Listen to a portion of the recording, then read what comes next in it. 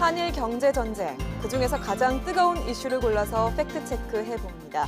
팩트체크 한일 경제 전쟁. 네, 여러분 안녕하세요. 진행을 맡은 김현진입니다. 지난 11일이었죠. 우리 정부가 일본을 세계무역기구인 WTO에 제소를 했습니다. 아무래도 최종 판정까지는 꽤 장기간 걸릴 것으로 예상을 하고 있는데요. 자, 이와 관련해서 오늘도 두 분의 전문가와 함께 심도 있게 이야기를 나눠보도록 하겠습니다. 먼저 송기호 국제통상전문 변호사님 자리해 주셨습니다. 어서 오십시오. 네, 안녕하세요. 네, 그리고 한신대 일본학과 하종문 교수님께서 자리해 주셨습니다. 어서 오십시오. 안녕하세요. 네, 두 분 좋은 말씀 부탁드리겠습니다. 네, 팩트체크 한일 경제 전쟁, 지금까지 어떤 이슈가 있었는지 팩트체크 시작합니다. 지난 7월 WTO 일반 이사회에 참석한 대표단이 귀국했다. 날짜는 저희가 편한 날짜를 고르겠고 지금 열심히 칼을 갈고 있겠습니다. 일본이 우리 핵심 산업을 겨냥해 수출 규제를 단행한 지 2달여 만 우리 정부는 공식적인 반격을 결정했다. 바로 세계무역기구 WTO에 일본을 제소하는 것. 정부는 9월 11일 오늘 일본이 지난 7월 4일 시행한 반도체 디스플레이 핵심 소재 3개 품목에 대한 수출 제한 조치를 WTO에 제소할 예정입니다. 우리 정부의 제소 사유는 크게 3가지. WTO의 근본 원칙인 차별금지 의무를 비롯해 수량 제한의 일반적 폐지금지 의무, 마지막으로 무역규칙의 공표 및 시행 의무를 위반했다는 것이다. 일본의 3개 품목 수출 제한 조치로 양국 기업들과 글로벌 공급 사슬에 들이운 불확실성이 조속히 해소될 수 있도록 정부는 근본 분쟁 해결의 모든 역량을 총결집하여 대응해 나가겠습니다. 수출 규제 조치에 대한 일본의 핑계는 안 보였지만 사실상 정치적 이유임을 확고히 밝힌 우리 정부. 현재 WTO 분쟁 해결의 첫 단계인 양자 협의를 공식 요청했다. 그러나 여전히 일본은 같은 입장을 고수하고 있다. まず前段の韓国が今日ですか WTO に提訴したということを承知いたしております。我が国としては WTO 違反ということはその指摘は全く当たらない、こういう認識でおりますから、日本の立場をしっかりと粛々とこれからも発信をしていきたい、このように考えているわけでございます。 이런 일본의 부당함을 심판하기 위한 분쟁에서 승소까지는 최소 2년 이상. 관건은 시간이다. 긴 싸움이 예상되는 가운데 과연 우리 정부는 국제적 절차를 통해 승소라는 확답을 얻을 수 있을까? 네, 일본 수출 규제 이후 69일 만의 일이죠. 일본에 대한 WTO 제소 절차가 공식적으로 시작이 됐습니다. 2달 넘게 지난 시점에서 우리 정부가 이렇게 제소를 하게 된 그 배경에 대해서 살펴봐야 할 것 같은데요. 먼저 하종문 교수님, 네, 말씀 좀 부탁드리겠습니다. WTO 제소는 조금 시간이 걸렸습니다. 처음에 그 수출 규제에 대해서 일본 정부가 발표를 했을 때 대항 조치로서 WTO 제소를 얘기를 했습니다만 실제로는 2달이 넘게 걸렸습니다. 이유는 2가지가 있을 것 같은데요. 첫 번째는 8월 15일에 대통령 경축사의 내용을 조금 살펴봐야 될 것 같습니다. 그 내용에서 외교적 타결, 일본 정부와 대화와 타협을 통해서 해결하는 모습을 보여주자라고 얘기를 하셨기 때문에 일정 정도는 일본 정부와의 교섭 기간이 필요했고요. 네. 그다음 또 하나는 최종적으로 일본 정부가 한국에 대해서 그 수출 규제를 통해서 마지막으로 확정하는 백색 국가 제외라는 절차가 있었습니다. 이 절차가 확정이 되고 최종적으로 일본의 카드가 나오면 그 부분을 통해서 한국이 어떤 식으로든 문제 제기를 할 수 있는 근거가 마련된다고 볼 수 있는 것이죠.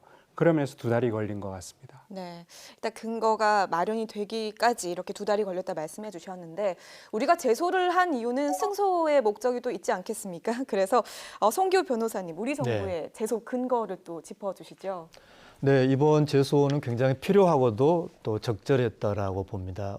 정부의 제소 근거는 가장 첫 번째는 우리에 대한 차별이라는 것이죠. 이를테면 중국이나 대만처럼 화학 물자에 대한 통제가 우리보다 훨씬 더 느슨한 나라인데도 그 나라에 대해서는 포괄 허가를 주면서 우리 대한민국에 대해서는 반도체 세계 핵심 소재에 대해서 포괄 허가에 삭제하는 것이 WTO 가트 협정 1조에서 말하는 어떤 차별 금지 그 위반인 거고요. 또 하나 중요한 것은 기본적으로 WTO는 자유무역, 그러니까 그것이 WTO 규정에 의하지 않고서는 어떤 무역 제한을 해서는 안 되는 것이죠. 그런데 종래 자유롭게 포괄 허가로 얼마든지 전략물자 통제 속에서 원활하게 진행되어 온 이런 거래를 이제 개별 허가로 묶음으로써 사실 이제 수도꼭지 잠그듯이 이렇게 잠궈 버리는데 그것이 이제 WTO 위반한 어떤 무역 제한이라는 것이죠. 네. 자, 우리 핵심 산업을 겨냥해서요. 이렇게 세계 소재 수출 규제를 단행을 했는데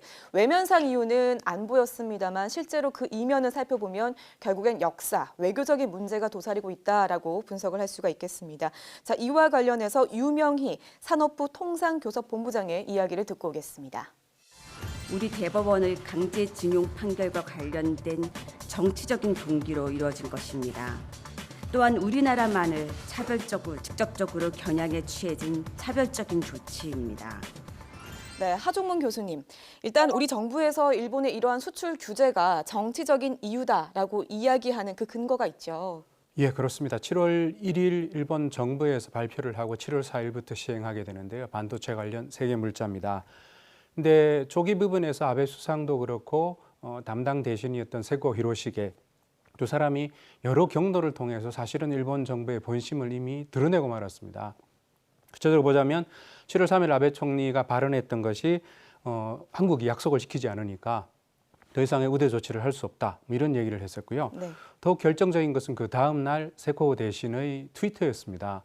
트위터에서 뭐라고 발표했냐면 한국의 수출 관리 제재에 대한 표현이 있었거든요. 그 내용이 뭐였냐면 일단 한국에서 과거에 문제가 많았는데 양국이 수출 관리를 통해서 협의를 해야 되고 그것을 조절하는 절차가 3년 동안 없었다라고 얘기를 했고요. 또 하나는 최근에는 그 일본이 수출했던 물자 중에서 일부가 엉뚱하게 다른 나라로 갔던 흔적이 확인이 된다. 이런 얘기를 했습니다. 그다음에 세 번째는 강제동원 판결 조선반도 출신 노동자 이 얘기를 하면서 그와 관련해서 한국 정부의 신뢰가 손상되었다라는 세 가지 이유를 대고 위에 1, 2, 3 때문에 결국 수출 규제 조치를 시행하겠다 이렇게 얘기를 했었거든요. 네. 근데 문제는 가트에서 얘기했던 그 정치적인 이유에 의한 수출에 대한 규제 이건 당연히 가트의 정신에 유예되는 것이기 때문에 일본 정부가 정치적인 근거를 스스로 폭로한 셈이 되는 것이죠. 네, 알겠습니다. 자, 그렇다면 우리가 이겨야 되지 않겠습니까? 승소하기 위한 관건을 좀 살펴봐야 될 것 같은데요. 송기호 변호사님, 우리가 무엇을 어떻게 준비를 해야 될까요? 이 세계무역기구 그러니까 WTO에서 우리가 압도적인 우위를 계속 유지하는 것은 굉장히 중요합니다. 종래 포괄 허가 제도에서 자유롭게 거래되던 이 제품과 기술에 대한 이 거래가 이제 개별 허가로 묶이면서 그 자체가 바로 이제 무역 제한적인 그런 효과가 이미 나타나고 있는 것이죠. 따라서 WTO의 원칙상 일본의 조치가 정당하다는 것을 일본이 오히려 입증해야 된다라고 봅니다. 근데 문제는 이제 관건은 일본이 이제 지금까지 이른바 부적절한 사안이 있었다라고만 계속 이야기를 해왔죠. 네. 관건은 일본이 과연 자신의 조치를 정당화할 수 있는 이른바 안보적인 사유, 그 부적절한 사안이 무엇인지를 얼마나 구체적으로 밝히느냐에 따라서 상당히 결과가 달라질 수 있다. 그런데 저는 그런 부적절한 사안이 이 일본의 조치를 정당화할 수 있을 정도 사안은 되지 않을 것으로 보고 있고요. 또 특히 8월 15일에 아베 총리가 일본 의회에 제출한 문서를 보면은 그런 부적절한 사안이라는 게 개별 기업들 사이의 거래에서 발생한 것이다 라는 표현이 있거든요. 그 말의 의미는 우리 한국 정부에게 어떤 책임이 있다기보다는 일본의 수출 기업에서의 어떤 법규 위반이 있었다는 것이죠. 그렇다면 그 일본 수출 기업을 제재하면 될 것이지 그것 때문에 이렇게 전면적으로 한국의 기간 산업인 반도체 산업에 대한 이런 교란 또 한국을 백색 국가에서 제외하는 그런 과잉의 조치를 일본이 한다는 것은 WTO 위반인 것이죠. 네, 일단 일본의 그 태도를 좀 살펴보면서 거기에 대한 적절한 대응을 해야겠다 이런 생각이 듭니다. 자, 그렇다면은 앞으로 이제 어떤 절차가 남았는지 아무래도 최종 판정까지는 또 장기간 걸릴 것이다 이런 분석이 나오고 있는데요. 우리 하 교수님 얼마나 걸릴까요? 한 2년에서 3년 정도가 걸리지 않을까 기초로 그렇습니다. 후쿠시마 수산물 문제 같은 경우에는 4년이 걸렸으니까요. 그렇게 보자면 최소 2년이라 그랬을 때는 일단은 양자가 어쨌든 협의를 하는 과정이 필요합니다.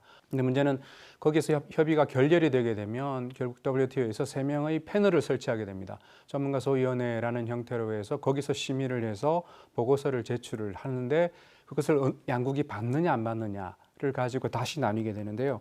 만약 그 부분을 양쪽이 수용을 하게 되면 그걸로 종결이 됩니다만 아마 어느 쪽에 승패가 가려지게 되면 한쪽이 수용을 하지 않으면 다시 상소를 하는 절차가 있습니다. 그러니까 2심으로 끝나는 거기 때문에 상소가 되게 되고 최종적으로 거기서 결론이 내려지게 되면 어느 쪽에 한쪽의 승패라든지 결론이 나면 더 이상 번복이 불가능한 그런 상태가 되는 거죠. 네, 알겠습니다. 절차까지 함께 살펴봤습니다. 자, 그렇다면 우리 정부의 이 WTO 제소와 관련해서 일본 현지에서는 또 어떻게 보고 있는지 한번 살펴보도록 하겠습니다. 우리 이영채 교수님의 이야기를 들어보겠습니다. 네, 일본에서도 이 WTO가 한국이 일본을 제소했다는 내용이 보도가 되었고, 일본 내에서는 한국이 어떤 논리와 근거로 일본을 제소하고 있는지, 그것은 이전 세코 경제 통산성이 계속 근거를 요구했었기 때문에 아마 그 부분에 좀 관심이 많이 있는 것 같고요. 실제 일본 내에서는 WTO로 가지고 가서 오히려 일본을 괴롭히는 게 목적이 아니냐라고 이야기를 하지만 실질적으로 WTO에서는 수산물을 포함을 해서 일본이 많이 패소를 해왔기 때문에 많이 긴장을 하고 있는 것이 역력하게 보이는 것 같아요. 실질적으로 일본 내에서는 WTO에서 전체적인 결과는 패소를 하고 일본의 명분이 오히려 국제적으로 경제 보복으로 비춰질 수도 있다는 것에 대해서 패널들도 걱정을 하고 있는 사람들도 있었고요. 네, 이영채 교수님 말씀 잘 들었습니다. 자, 이와 관련해서요, 일본 경제산업상은 이 수출 규제 조치가 WTO 규칙에 정합하다라는 발언을 했는데 과연 정당한 것인가 의문이 들거든요. 자, 여기에 대해서 우리 송교 변호사님 어떻게 보십니까? 네, 일본 경제산업상으로서는 할 수 있는 이야기겠죠. 지금 일본의 조치가 가장 큰 문제인 것이 이른바 이제 불화수소를 놓고 본다면 통제하는 물질이 된 이유가 이제 그것이 자칫 잘못하면 이제 화학 무기로 쓰일 수 있다는 것인데 중국이나 대만은 이 불화수소를 세계적인 범위에서 규제하는 그 호주 그룹에도 들어있지 않습니다. 그러니까 우리보다도 더 불화수소에 대한 수출 통제 규제를 더 느슨하게 하는 나라이죠. 그런데도 불구하고 중국과 대만에 대해서는 포괄 허가를 허용을 하고 있거든요. 네. 근데 오히려 그보다도 더 엄격하게 국제 통제 그룹에 들어있는 우리나라에 대해서는 개별 허가로 묶어버렸단 말이죠. 즉 이러한 어떤 차별, 이러한 무역 제한, 이러한 비일관성이 객관적인 사실이기 때문에 한국에 대해서 왜 불화수소를 개별 허가로 묶을 수밖에 없었느냐, 그 실질적인 이유를 일본이 설명을 해야 되는 것이죠. 네, 이렇게 또 예상을 해주셨습니다. 사실 일본에 대한 우리나라의 이 WTO 제소가 사실 이번은 처음은 아니잖아요. 한번 그 전에 이야기 한번 짚어볼까요? 네, 처음으로 한국과 일본이 WTO에서 맞붙게 된 것은 2004년이었습니다. 지금까지 WTO에서 벌어진 한일 간의 분쟁은 이번 일본의 수출 규제 조치에 대한 제소를 포함해 총 7건. 현재 절차가 진행 중인 3건을 제외한 나머지 4건은 사전사승 모두 우리나라가 승소했다. 이 문제가 최근에 있었던 일종의 저는 나름대로는 수출 규제의 일련의 분위기와 맥이 다 있다라고 판단이 됩니다. 나름대로 한국 경제가 성장을 하고 특히 반도체 부분은 일본을 능가할 지경까지 왔을 때 아무래도 개별 기업도 그렇습니다만 그런 정치적 위기감 이런 것들이 WTO의 제소를 계속 일본이 감행하는 쪽으로 가는 게 아닌가라는 생각을 하게 됩니다. 네, 일단 그 흐름을 좀 짚어주셨는데요. 문제는 이 소송이 대부분 좀 장기적으로 많게는 뭐 4년까지 걸리는 게 있지 않습니까? 이번 소송도 최소 2년 정도 예상을 하고 있는데 아무래도 좀 길어질 것 같다는 이런 분석도 나오고 있어요. 자, 그렇게 된다면 그동안 우리 기업이 입을 피해라든지 국제 분업 질서의 교란 위험성 이런 부분도 살펴봐야 될 것 같은데 네. 이와 관련해서 좀 우려의 목소리도 있는 것이 사실입니다. 어떻게 보시나요? 그렇습니다. 사실은 WTO 제소가 시간이 걸린다라는 게 결국 문제이고요. 이 부분은 2010년에 일본이 그 센카쿠 문제를 가지고 중국하고 충돌을 했을 때 그때 중국에서 히토리라고 하는 반도체 굉장히 귀중한 물자입니다만 이것을 수출을 하지 않았습니다. 네. 이 문제를 가지고 일본이 WTO에 제소를 해서 결국 2년 뒤에는 승소 판결을 받았습니다. 문제는 그 2년 동안 일본 기업이 입었던 피해, 양국 간의 비교적 윈윈의 느낌으로 정리가 되면 좋을 텐데 지금 현재 이번에 수출 규제 같은 경우에도 그렇게 될 가능성은 높아 보이지는 않습니다. 그렇게 보자면 결국 이 문제에서 기업의 피해나 그다음에 관련된 양국이 결국 입게 되는 부분들을 결국에는 떠안고 가는 위험성이라고 하는 것을 양국 정부가 정치적으로는 역시 부담을 가지고 갈 수밖에 없다. 그렇게 보여집니다. 네, 제가 한 가지 좀 덧붙이자면은요, 이 WTO 제소가 한국이나 일본에 대해서도 둘 다 지금 국제사회의 세계 경제 질서에서의 어떤 중대한 플레이어지 않습니까? 그렇기 때문에 일본으로 하여금 어떤 함부로 국제분업 질서를 교란하는 행위, 또 한국 산업에게 어떤 실질적인 피해를 주는 행위 이런 것들을 하지 못하도록 하는 그런 효과도 있다. 따라서 이것이 단지 2, 3년 후에만의 문제가 아니라 단기간에 있어서도 큰 의미가 있는 그런 점을 제가 좀 덧붙이고 싶습니다. 네, 알겠습니다. 말씀 잘 들었습니다. 자, 일본 경제 보복에 대응하기 위해서 우리 정부가 여러 카드를 꺼내 들었습니다. 그중에서 일본은 화이트 리스트에서 배제를 했습니다. 이 부분이 WTO 제소에 악영향을 주지 않을까 이런 우려의 목소리가 있는데 여기에 대해서 우리 하 교수님께서는 어떻게 보십니까? 예, 정부 쪽의 설명으로는 일단 WTO의 제소와는 별개의 문제이고 영향을 미치지 않을 것이다라고 했을 때 저는 개인적으로 일단은 믿고 싶습니다만 적어도 그 일본의 백색 국가 배제에 맞대응하는 조치라고 하는 것은 사건의 인과관계로 봤을 때 자명한 일인데 네. 과연 그 부분을 어떻게 극복할지는 아마 변호사님께서 좋은 지혜를 주시지 않을까 그렇게 생각이 됩니다만 우리가 WTO에서 압도적으로 우위를 가져갈 수 있고 또 그걸 통해서 안정적으로 관리할 수 있는 상황인데 우리가 일본을 백색 국가에서 제외하는 그런 맞대응을 하고 또 막상 일본의 백색 국가 제외에 대해서는 우리가 WTO 제소에 포함시키지 않고 이런 상황에 대해서는 우리가 좀 더 잘 좀 풀어나가야 되지 않을까 생각합니다. 물론 우리 정부가 더 많은 정보를 가지고 잘 대응을 또 하고 있을 걸로 저도 믿습니다만 다만 이 지금의 사안이 두 나라 경제, 특히 우리 기업에 적지 않은 부담, 어떤 불확실성을 주고 있단 말이죠. 그렇기 때문에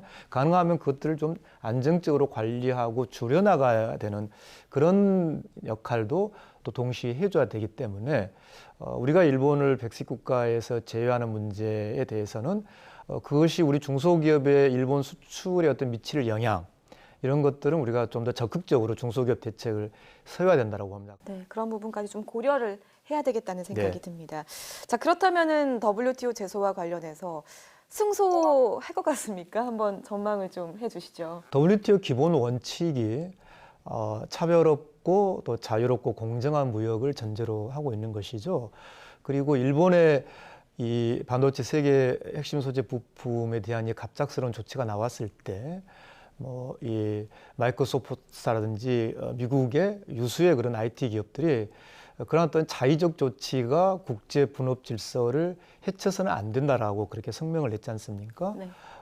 그런 점에서 저는 WTO의 기본 원칙이 일본의 손을 들어줄 수는 없다라고 봅니다. 다만 우리가 이런 압도적인 우위를 계속 유지하면서 상황을 안정적으로 관리하기 위해서 일본에게 어떤 빈틈을 보인다든지 또 실수를 해서는 안 된다. 그런 점도 같이 말씀드리고 싶습니다. 네, 두 분 말씀 잘 들었습니다.